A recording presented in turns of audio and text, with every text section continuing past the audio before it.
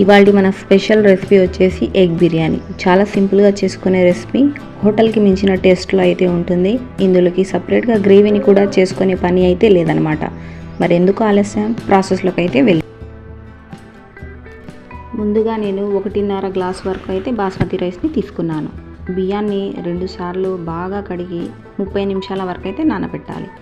30 నిమిషాల తర్వాత ఒక పెద్ద బౌల్ తీసుకొని అందులోకి 4 గ్లాసుల నీళ్ళని అయితే వేసుకోండి. ఇందులోకి 4 యాలకులు, 1 అనాస పువ్వు, 5 లవంగాలు, అలాగే దాల్చిన చెక్క,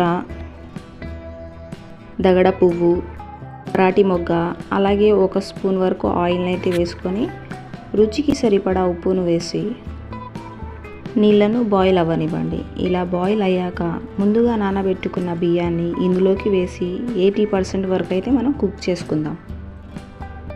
ఇలా కుక్ అయ్యాక నీళ్ళను వడగట్టుకొని కుక్ చేసుకున్న రైస్ని పక్కన పెట్టుకుందాం.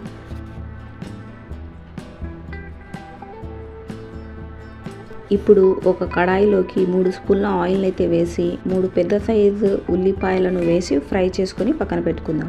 ఇప్పుడు అదే కడాయిలోకి 1 స్పూన్ కారం, 1/2 స్పూన్ పసుపు,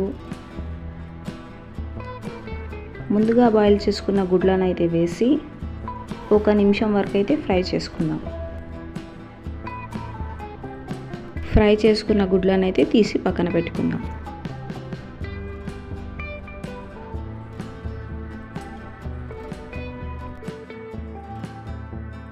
ఇప్పుడు అదే ప్యాన్లోకి 2 స్పూన్ల ఆయిల్ని అయితే వేసుకొని హోల్ గరం మసాలాను అయితే వేయించుకుందాం. ఇలా 1 నిమిషం వరకు వేగాక 2 మీడియం సైజు కట్ చేసుకున్న ఉల్లిపాయలను అలాగే పచ్చిమిర్చిని వేసి రంగు మారేంత వరకు కూడా ఫ్రై చేసుకుందాం. ఇప్పుడు ఇందులోకి 2 స్పూన్ల వరకు అల్లం వెల్లుల్లి పేస్ట్ని అయితే వేసుకొని పచ్చి వాసన పోయేంత వరకు కూడా ఫ్రై చేసుకుందాం. ఇలా ఫ్రై చేశాక 2 మీడియం సైజ్ టమాటాలను కూడా వేసి ఫ్రై చేసుకొని ఇలా టమాటాలు మెత్తబడేంత వరకు కూడా ఫ్రై చేసుకున్నాక 2 స్పూన్ల వరకు కారం, 1/2 స్పూన్ పసుపు, రుచికి సరిపడా ఉప్పు, అలాగే 2 టేబుల్ స్పూన్ల వరకు బిర్యానీ మసాలాను అయితే వేసి బాగా మిక్స్ చేసుకుందాం. ఇలా ఆయిల్ పైకి తేలేంత వరకు కూడా ఫ్రై చేసుకుందాం. ఇప్పుడు ఇందులోకి 2 స్పూన్ల వరకు అయితే పెరుగుని వేసి బాగా మిక్స్ చేసుకోవాలి.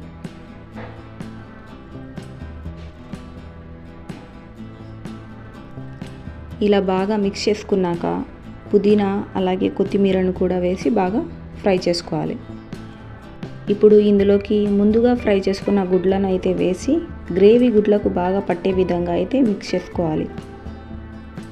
ఇలా ఒక 2 నిమిషాల వరకు మిక్స్ చేసుకున్నాక హాఫ్ గ్రేవీని అయితే తీసి పక్కన పెట్టుకొని మిగిలిన హాఫ్ గ్రేవీని అయితే అలాగే ఉంచుకొని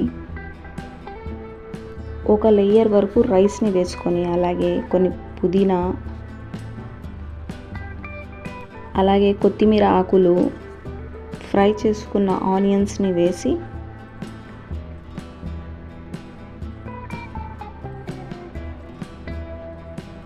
ముందుగా బౌల్లో తీసి పెట్టుకున్న గ్రేవీని కూడా ఇందులో వేసుకుందాం. మిగిలిన రైస్ని ఎగ్స్తో సహా పైన మరొక లేయర్ని అయితే వేసుకుందాం.